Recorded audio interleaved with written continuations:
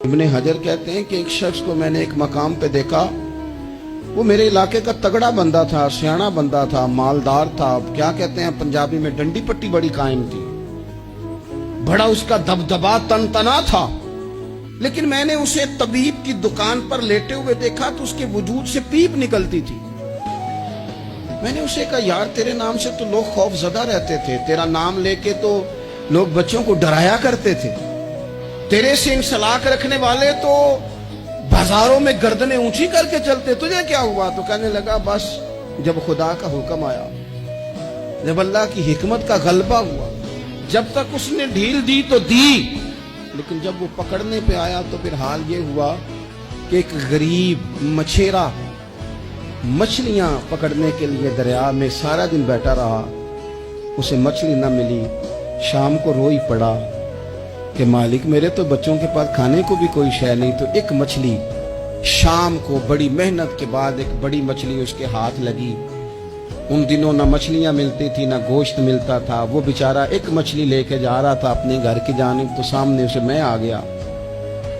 जो तरीका होता है, किधर लेके जा रहे हो, कहां से ली है?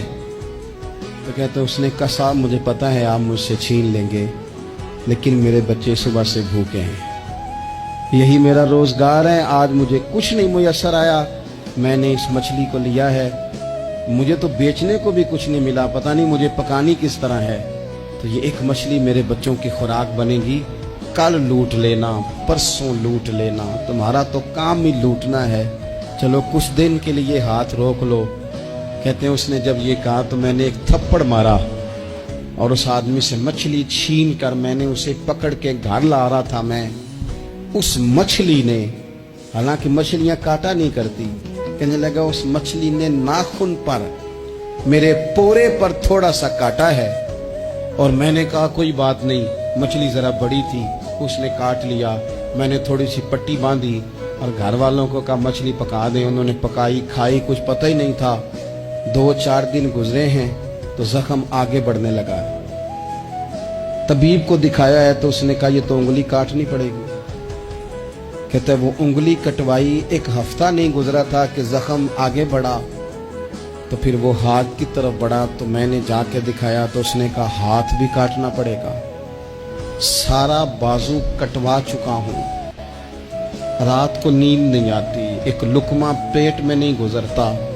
मेरे बच्चे, मेरे भतीजे, मेरे भाई, मेरे अजीज गली गली उस गरीब को ढूंढते फिरते हैं जिसका नाम भी हम कोई नहीं जानते।